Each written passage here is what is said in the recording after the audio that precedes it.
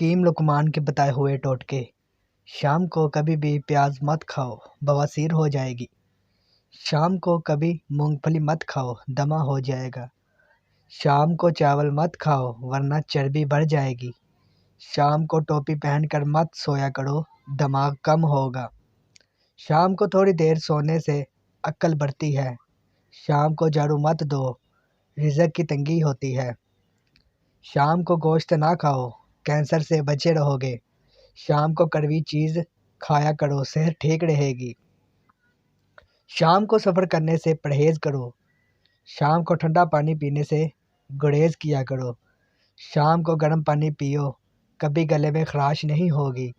شام کو کھانا کم کھایا کر، کبھی موٹاپا نہیں ہوگا۔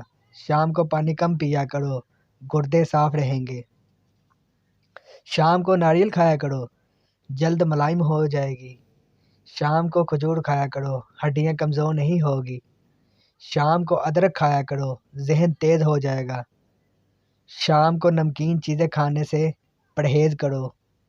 شام کو پیدل چلنے سے گریز کرو، کوئی فائدہ نہیں۔ شام کو شہد چاٹا کرو، ہاضمہ اچھا رہے گا۔ شام کو لہسن کھاؤ، جسم میں درد نہیں ہوگا۔ شام کو زیادہ دیر تک ہرگز نہ لیٹو۔ شام کو مچھلی کھایا کرو، جوان رہو گے۔